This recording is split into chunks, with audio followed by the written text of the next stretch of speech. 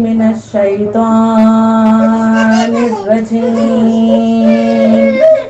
بسم اللہ الرحمن الرحیم الحمد للہ رب العالمین الصلاة والسلام علی اشرف الانبیاء والمرسلین سیدنا و نبینا و طبیب قلوبنا ابو القاسم محمد صلوات اللہم صلی علی محمد وعلی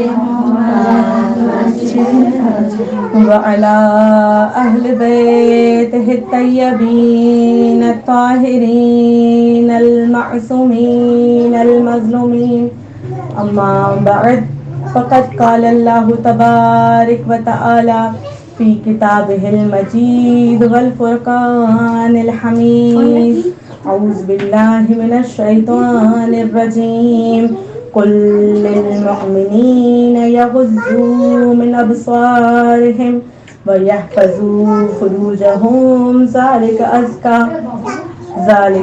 أزكى لهم إن الله خبير بما يصنعون صلوات اللہم صلی علی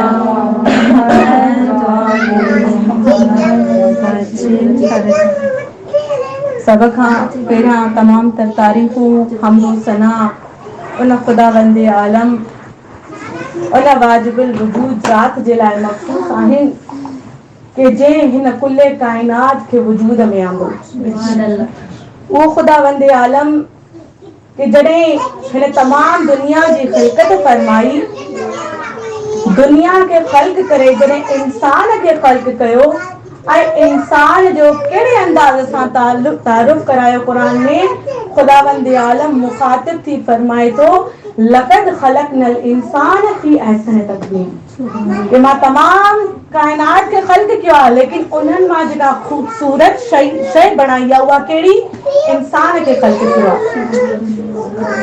خداوند عالم فرمائے تو ماں سوہن شین کے خلق کیا جڑے جڑے تا ان مجھے سوہن شین کے ڈسو ان مجھے نعمتن کے ڈسو چھا کہو مجھے شکر ادا کयो سو جو خداوند عالم کے پنجی تعریف کرن ایترے تائیں پسند آ جو جڑے انسان ان جی تعریف کندو یعنی خدا جی خوشنودی حاصل کندو خداوند عالم فرمائے تو ماں انسان کے سوہنو بنایا جڑے انسان پنجے وجود جی طرف نگاہ کرے خداوند عالم جو شکر ادا کرے خدایا تو مجھے کیڑو نہ سوہنو بنایا وا خدایا تو مجھے سالم پیدا کयो وا یا وڈی ڳالھ آ یا خدا جی نعمتن منجا نعمت آ تو انسان سالم ہوجے وہی خداوند عالم جڑے قرآن میں انسان جی تعریف کرے بیان تو کرے لقد خلقنا الانسان فی احسن تقویم وہی خداوند عالم وری انہی انسان کے ٹوکے تو کیے تو ٹوکے جکا ماں تاں جے ساموں آئے تو بیان کئی خداوند عالم فرمائے تو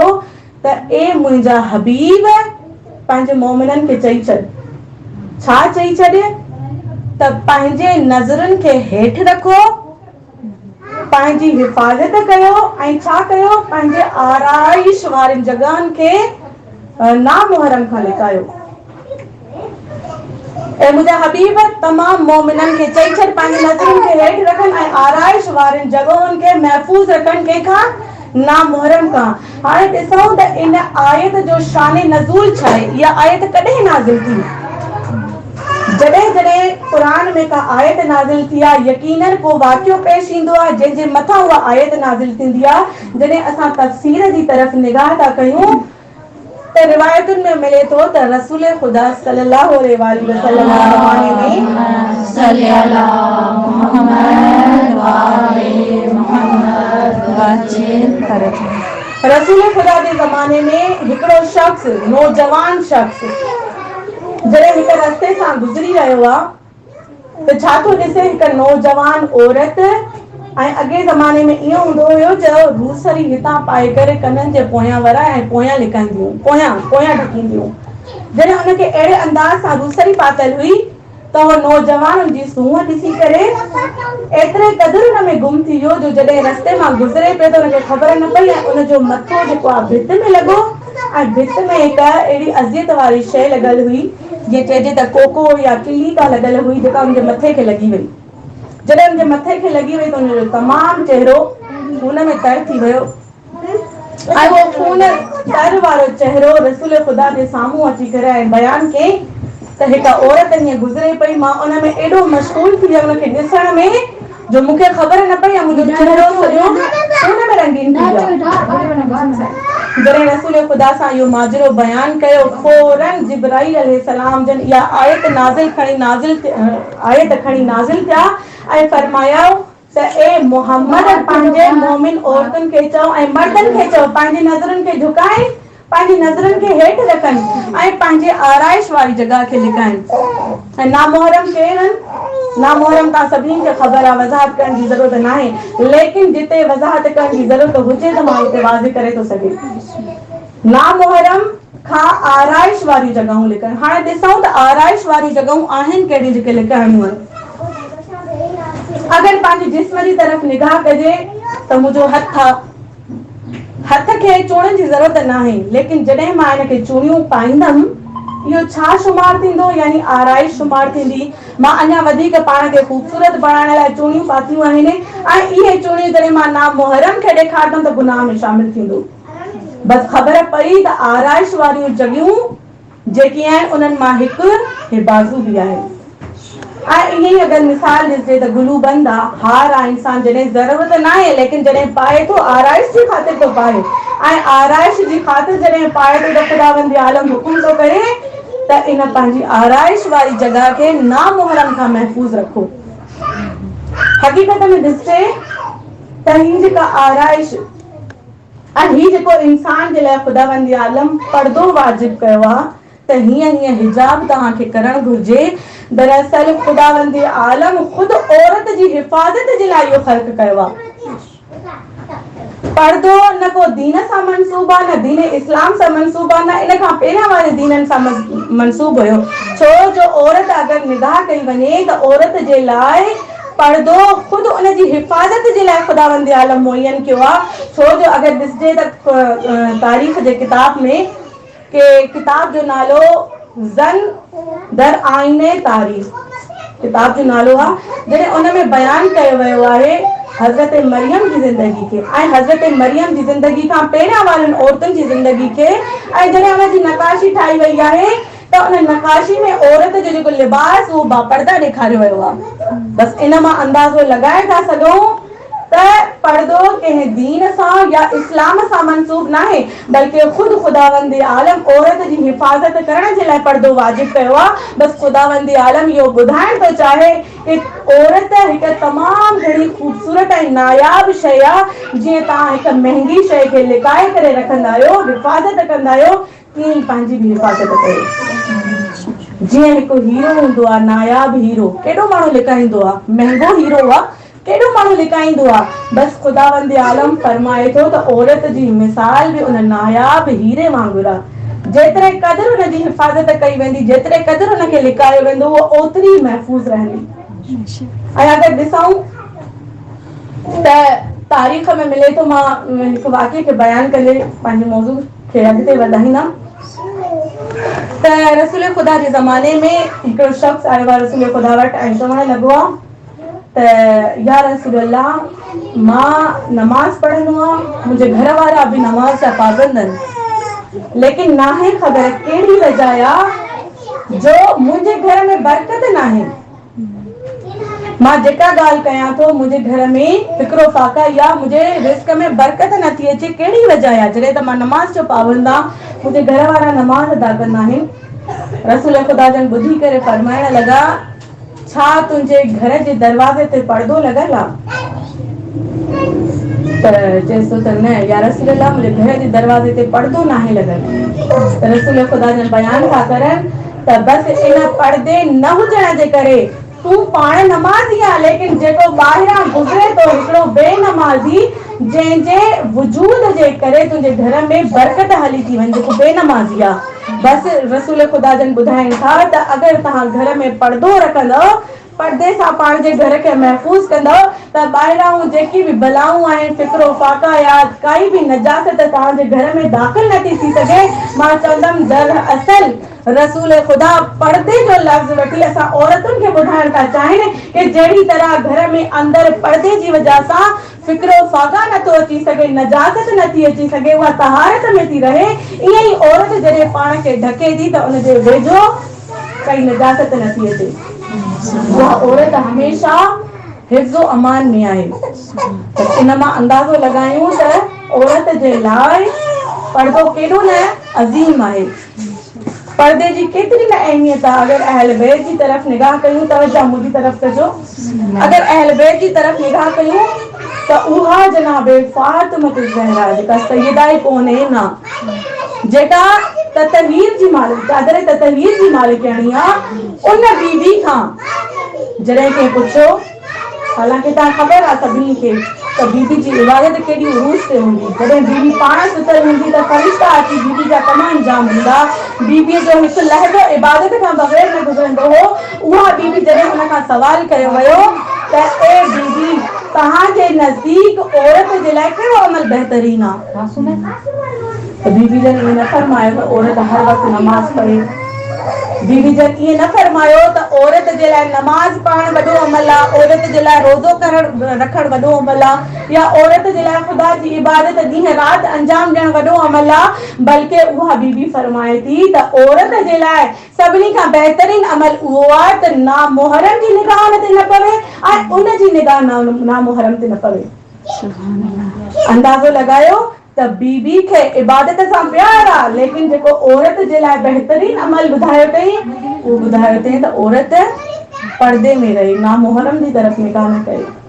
ऐं ईअं ई अगरि तारीख़ में ॾिसूं जनाब सकीना जे लाइ कि जॾहिं आशूर जो ॾींहुं थियो आहे, तव्हां सभिनी इहो अक्सर मसाइबनि में ॿुधो आहे, हिकु दफ़ो दुरूद पढ़ो मुहम्मद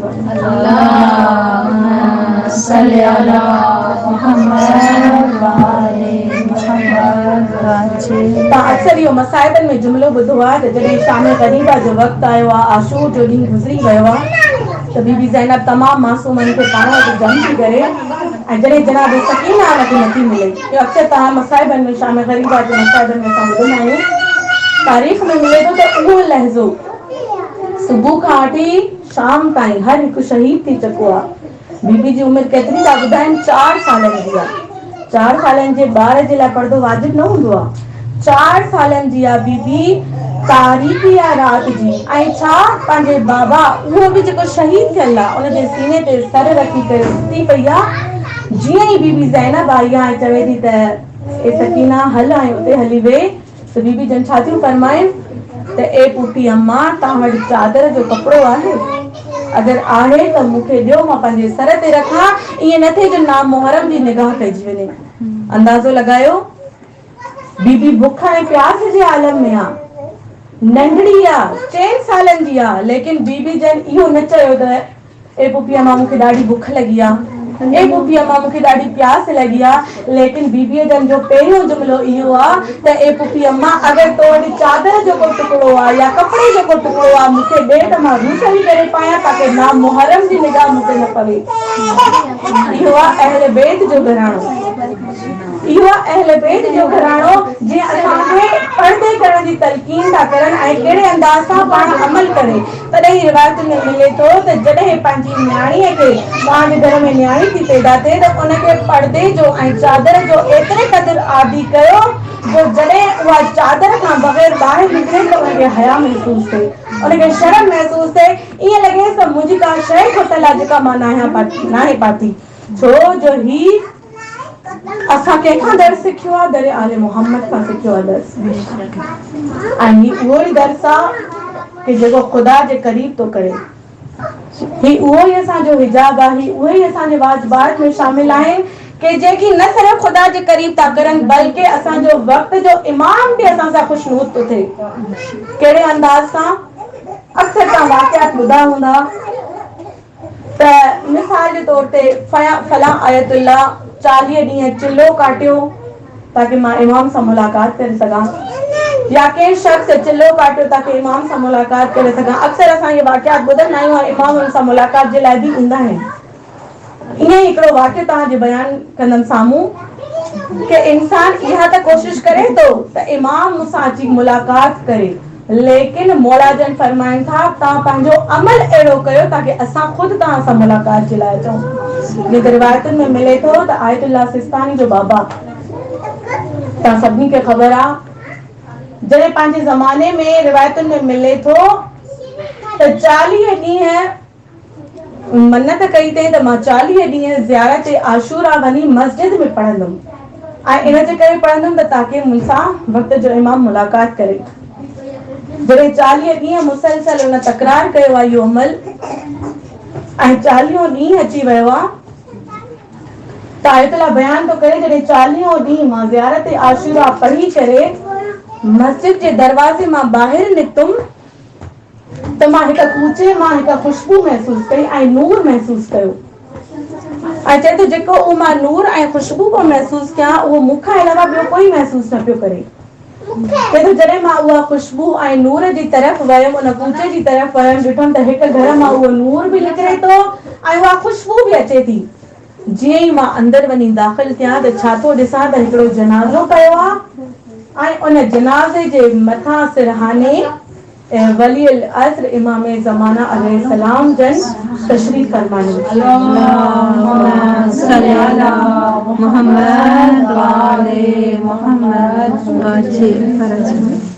मौला जन तशरीफ़ फरमाइनि। चए थो त मां सवाल कयो मौला तव्हां हिते छा था कयो? मां 40 ॾींहं ज़ियारत आशूरा पढ़ी आहे ताकि तव्हां सां मुलाक़ात कयां ऐं तव्हां हिन घर में हिन जनाज़े जे मथां वेठा आहियो। त मौला जन फरमाइनि था त हीअ हिकु औरत जो जनाज़ो आहे ऐं मां चाहियुमि त वक़्त आख़िर इन जे सिरहाने बीहां अची करे। त आयतुल्लाह सवाल थो करे त मौला कहिड़ी वजह आहे जो तव्हां वक़्त आख़िर चाहियो पिया त मां हिन जे सिरहाने बीहां? त मौला जन फरमाइनि था त जॾहिं 7 सालनि जी हुकूमत हुई, रज़ा ख़ान जो नालो लिखियल आहे, जॾहिं रज़ा ख़ान जी 7 साल हुकूमत हुई ऐं उन जी हुकूमत अहिड़े अंदाज़ सां हुई जो जॾहिं औरत चादर पाए करे घर खां ॿाहिरि निकिरंदी त उनखे मारियो वेंदो, उन जी चादर खे लाहियो वेंदो, यानी चादर पाइण हराम हुयो, चादर पाइण अलो न हुयो, यानी कोई बि न पियो पाए सघे। उन 7 सालनि जी हुकूमत जे दौरान हीअ वाहिद औरत आहे पंहिंजी चादर जे लाहिण जे बजाय हिन छा कयो, उन 7 साल पंहिंजे घर में ई ज़िंदगी गुज़ारी, ॿाहिरि न निकिती। इन जे करे त मां निकिरंदमि, मुंहिंजी चादर लाथी वेंदी ऐं मां बग़ैर चादर जे घर मां नथी निकिरणु चाहियां। हाणे अंदाज़ो हणो त उहा औरत आम औरत, लेकिन छाजे करे उरूज ते पहुती? वाजिबात अंजाम जे करे। वाजिबात जे करे ख़ुदि वली अल असर इमाम ज़माना अजलल्लाहु ताला फरजहू शरीफ उन्हनि सां गॾु मुलाक़ात करण जे लाइ आया आहिनि। बसि इंसान पंहिंजो अमल ओहिड़ो करे ताकि वक़्त जो इमाम उन्हनि सां मुलाक़ात करण जो मुश्ताक़ हुजे। असां ज़ाहिरी ॻाल्हि आहे इंसान आहियूं, कुझु न कुझु कोताहियूं थियूं आहिनि, कॾहिं इबादत में कोताही कई आहे, कॾहिं हिजाब में कोताही कई आहे, केतिरा अहिड़ा गुनाह आहिनि जो असां पाण उन गुनाहनि खां वाक़िफ़ न आहियूं, लेकिन उहे अंजाम ॾींदा त रहूं, लेकिन अॼु अचो त उहे पंहिंजा सभु गुनाह खणी करे ख़ुदावंद आलम जी बारगाह में हाज़िर था थियनि। उहो ख़ुदावंद आलम जेको रहमान ऐं रहीम आहे, उहो ख़ुदावंद आलम खे जॾहिं उन जे साम्हूं सची दिलि सां हिकु ॻोड़ो थो वहायो वञे त उहो पंहिंजा सभु गुनाह माफ़ थो करे छॾे। उहो ख़ुदावंद आलम कि जेको हर वक़्त असांजी तौबा जो मुंतज़िर आहे। हिकिड़ो वाक़ियो बयानु कंदमि तव्हांजे साम्हूं ऐं तव्हांजी ज़हमतुनि खे तमामु कंदमि। हिकु ज़माने में हिकु औरत जंहिंजो शवाना नालो थो मिले, शवाना नाले सां हिकु औरत आहे जेका उन ज़माने में इलाही बदकार औरत में शुमार थी थिए, यानी मशहूर आहे त शवाना यानी बदकार औरतुनि में जो शुमार आहे। हिकु दफ़ो जेको आहे पंहिंजे कनीज़ुनि सां गॾु हिकु रस्ते सां गुज़री रही हुई ऐं रिवायतुनि में मिले थो त हुनजा गुनाह एतिरा हुया जो हुरमत खे ख़तमु करण खां अलावा तमामु गुनाह अंजाम ॾींदी हुई। मसलन शराब जी महफ़िल हुजे या मौसीक़ी जी महफ़िल हुजे, हर गुनाह अंजाम ॾींदी हुई। जॾहिं हिकु दफ़ो हुनजो हिकु गली मां गुज़र पियो थिए त छा ॾिठे हिकु घर मां इलाही रोअण जो आवाज़ थो अचे, गिरियो था करनि माण्हू, एॾो गिरियो था करनि, बुलंद बुलंद आवाज़ सां गिरियो था करनि। चए थी जॾहिं मां इहो आवाज़ ॿुधमि पंहिंजे हिकु कनीज़ खे मोकिलियो अंदरि त वञ ऐं ॾिस छा माजरो आहे, एॾो माण्हू छो था रहनि। जॾहिं उहा अंदरि मुंहिंजी हिकिड़ी कनीज़ वई त वरी वापसि न आई। वरी मां ॿी कनीज़ खे मोकिलियमि त वञ ऐं ॾिस छा माजरो आहे, वरी ॿी बि वई त वरी वापसि न आई। आख़िर मां टी कनीज़ खे चयमि वञ ऐं हुन दरवाज़े तां ॾिसी करे मोटी अच त अंदरि छा थी रहियो आहे, माण्हू छो था एॾो गिरियो करनि। उहा टी कनीज़ उन दरवाज़े तां ॾिसी करे ऐं मोटी आई ऐं चवण लॻी त ए शबाना अंदरि कोई मरी न वियो आहे जंहिंजे मथां माण्हू रोइनि था, अंदरि अहिड़ो कुझु बि न थियो आहे जंहिंजे मथां माण्हू रोइनि था। अंदरि हिकिड़ो वाइज़ आहे जेको मिंबर ते वेही क़ुर जी तफ़सीर थो ॿुधाए ऐं माण्हू हुन क़ुर जी तफ़सीर खे ॿुधी करे ज़ारो क़तार था रोइनि। जॾहिं हिन ॿुधो चयईं मां बि हलां ऐं ॿुधां अहिड़ो छा थो बयानु करे जो माण्हू एॾो गिरियो था करनि। जॾहिं अंदरि वई आहे ऐं हुते वञी करे वेठी आहे, ॾिसे थी त वाइज़ क़ुर ते पढ़ी तफ़सीर थो करे क़ुर जी ऐं उन वक़्तु उन आयत खे पियो बयानु करे जेका सूरह फुरक़ान जी आयत आहे, जंहिंमें बयानु कयल आहे त ख़ुदावंद आलम जॾहिं दोज़ख जी बाहि खे जोश ॾियाराईंदो, अञा भड़कायो वेंदो दोज़ख जी बाहि खे। ऐं कीअं अगरि ॾिसूं त दुनिया जी बाहि असां 5 मिंट बि हुनजे मथां हथु न आहियूं रखी सघंदा ऐं इहा ई दुनिया जी बाहि रिवायतुनि में मिले थो त अल्लाह जे 70 रहमतुनि जे दरवाज़े तां गुज़री आई आहे। तव्हां अंदाज़ो लॻायो जेका अल्लाह जे 70 रहमतुनि जे दरियाउनि मां गुज़री आई आहे, एॾी त जेको आहे तेज़ आहे जो असां हुनजे मथां हथु नथा रखी सघूं, लेकिन हूअ बाहि जेका जहन्नम जी अल्लाह जे गज़ब जी बाहि आहे।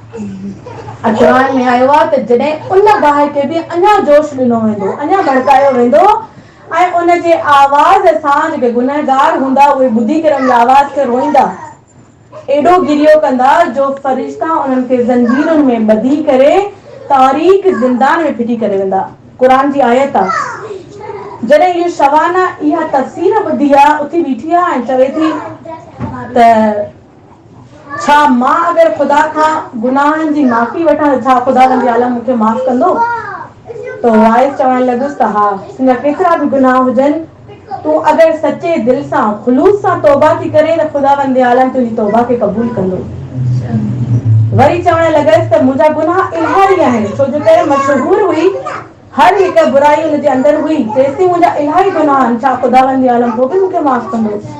चएसि थो त अगरि तुंहिंजा गुनाह शबाना औरत जेॾा ई छो न हुजनि, मिसाल कंहिंजे साम्हूं थो ॾे उन ई औरत जे साम्हूं जेका शबाना पाण आहे एॾे क़दुरु मशहूर आहे जो मिसाल थो ॾेई करे चवे त अगरि उन जेतिरा बि गुनाह अची त ख़ुदा माफ़ कंदी। उथी करे चए थी त मां ई उहा शबाना औरत आहे जंहिंजा एॾा गुनाह आहिनि, छा ख़ुदावंद आलम मूंखे माफ़ कंदो? चएसि थो त हा, अगरि तूं सची दिलि सां तौबा कंदीअ त तोखे ख़ुदावंद आलम माफ़ करे छॾींदो। रिवायतुनि में मिले थो त उहो ॾींहुं जॾहिं उहा घर मोटी आहे, पंहिंजे कनीज़ुनि खे पंहिंजे ग़ुलामनि खे आज़ादु करे छॾियो अथई, एतिरे ताईं जो सॼी ज़िंदगी ख़ुदा जी इबादत में क़ाइमु रही आहे। जॾहिं कुराड़ी थी वई आहे, ज़ईफ़ थी वई आहे, हिकु दफ़ो हुनजो आईने ते निगाह पई आहे, जॾहिं पंहिंजे पाण खे आईने में ॾिठो अथई, चए थी त मुंहिंजो त जिस्म हिते ई ॻरी वियो आहे। ज़ाहिरी ॻाल्हि आहे, कुराड़प में इंसान ज़ईफ़ थी वेंदो आहे, हुनजो जिस्म बि ॻरी वेंदो आहे। चए थी त मुंहिंजो त जिस्म हिते ई ॻरी वियो आहे, मुंहिंजो आख़िरत में छा अंजाम थींदो? त जीअं ई इहो जुमिलो तकरार कयो अथई, ग़ैब मां आवाज़ आई अथसि त ए शबाना औरत, अगरि तूं असांजे हुक्म ते क़ाइमु रही ऐं न बल्कि असां तोखे दुनिया में सुरख़ुरू कंदासीं, बल्कि आख़िरत में बि तूं सुरख़ुरू आहे। इंसान तौबा करे त इन अंदाज़ सां करे त आख़िर ताईं ख़ुदावंद आलम जे उन इबादत में क़ाइमु रहे। ऐं जॾहिं इंसान ईअं करे थो त ख़ुदावंद आलम बि हुनखे अजर थो ॾे। ख़ुदावंद आलम फरमायो दुनिया में अजर ॾींदुमि, आख़िरत में बि अजर ॾींदुमि। इहा कंहिंजी सीरत आहे? ही मजलिसूं जेके असां मुनक़िद कंदा आहियूं, फर्श अज़ा विछाईंदा आहियूं, मौला हुसैन जो ज़िक्र कंदा आहियूं, मौला हुसैन जे मक़सद खे बयानु कंदा आहियूं त मौला हुसैन जो मक़सद छा हुयो। ऐं जॾहिं मौला हुसैन जे मक़सद खे बयानु कंदा आहियूं उन सां गॾोगॾु जनाब सैयदा जनाब ज़ैनब सलामुल्लाह अलैहा जो बि मक़सद बयानु कंदा आहियूं त बीबी जो मक़सद छा हुयो हुसैन खां बाद में, छो बीबी अलमबरदार बणी आहे। अगरि ॾिसूं रिवायतुनि में मिले थो त उहा ई जनाब ज़ैनब जेका एॾा मसाइब ॾिसी आई आहे, आशूर जो मसाइब, आशूर खां बाद वारा मसाइब, बाज़ार शाम जा मसाइब, पंहिंजे भाउ खे शहीद थींदे ॾिठो अथई, जनाब अली अकबर खे शहीद थींदे ॾिठो अथई, जनाब कासिम खे शहीद थी ॾिठो अथई। उहा ई बीबी जॾहिं यज़ीद जे दरबार में थी अचे ऐं यज़ीद जे दरबार में अची करे बीबी जन इहो पहिरियां न चयो आहे त ए यज़ीद तूं मुंहिंजे भाउ खे मारे छॾियो, ए यज़ीद तूं असांखे बाग़ी बणाए छॾियो। बीबी ईअं न फरमायो आहे त तूं मुंहिंजे अली अकबर खे शहीद कराए छॾियो, बल्कि पहिरियों बीबीअ जो जुमिलो जेको यज़ीद सां मुखातिब थी करे बीबी जन फरमाइनि थियूं, ए यज़ीद छा इहो तुंहिंजो अदल आहे त तुंहिंजूं औरतूं पर्दे जे पोयां हुजनि ऐं बाहिजाब हुजनि ऐं नबी दादियूं जेके नबी जी हाल आहे उहा नामुहरम जे साम्हूं हुजे। अंदाज़ो लॻायो बीबी खे एॾियूं सख़्तियूं एॾा मसाइब मिलिया आहिनि, लेकिन उन जे बावजूद बि जेको बीबी खे दिलि में ॾुख आहे उहो पर्दे जो ॾुख आहे। उहा बीबी खे जॾहिं आशूर जे ॾींहुं हर हिक जवान जी ख़बर थी पए त फलां शहीद थी वियो आहे त बीबी जन कॾहिं फरमायो त वाहे हुसैन, कॾहिं फरमायो वाहे अकबरा, लेकिन वाहिद मौला अब्बास जी शहादत आहे। जॾहिं न मौला बीबी जन ॿुधो आहे त अब्बास शहीद थी वियो आहे, बीबी जन चादर में हथ पकड़े करे चयो आहे त वाह हिजाबा, वाह हिजाबा। अज़ान मोहतरम, मां मसाइब जी तरफ़ न ईंदमि, जशन जा ॾींहं हलनि था, ख़ुसूसन अॼु बि जशन ई रखियो वियो आहे। बसि इन ई दुआ सां गॾु त ख़ुदावंद आलम असांजो तमामु नेक ऐं जाइज़ हाजतूं पंज बारगाह इलाही में क़बूल मक़बूल फरमाए। ख़ुदावंद आलम असांखे हक़ीक़ी पर्दे करण जी तौफ़ीक़ अता फरमाए।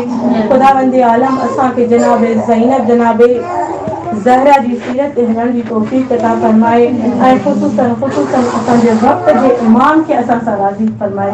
इलाही आमीन। अल्लाहुम्मा सल्ली अला मुहम्मद व आलि मुहम्मद।